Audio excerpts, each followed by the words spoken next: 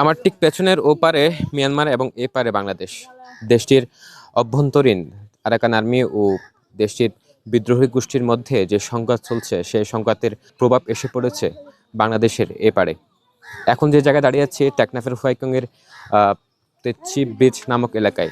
একটু আগেই এখানে খুব উত্তপ্ত অবস্থা ছিল। সকাল থেকেই ব্যাপক গুলিবর্ষণের আওয়াজ এবং গুলি এখানে এসে লেগেছে।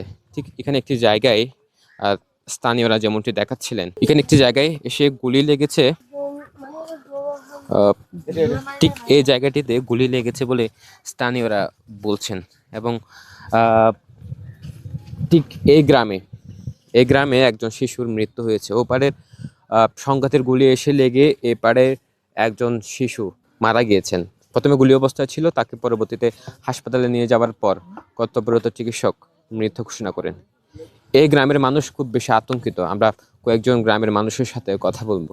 সময় সময় এখানে গুলি আসা পড়ে কিছুদিন 3 মাস আগেও আমার এক প্রতিবেশীর একটা মহিলার গায়ে পড়া অনেক মানে কষ্ট হয়েছে।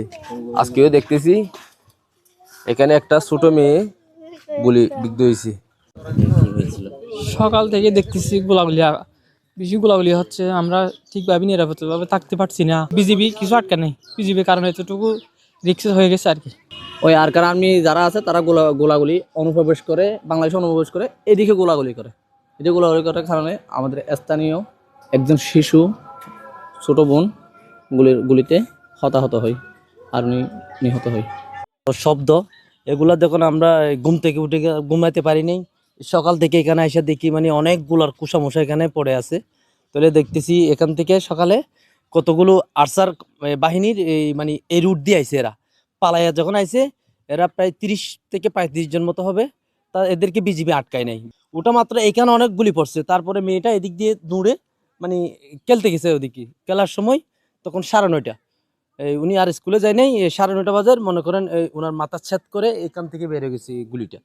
তাহলে উনি জায়গায় ডেট হয়ে গেছে।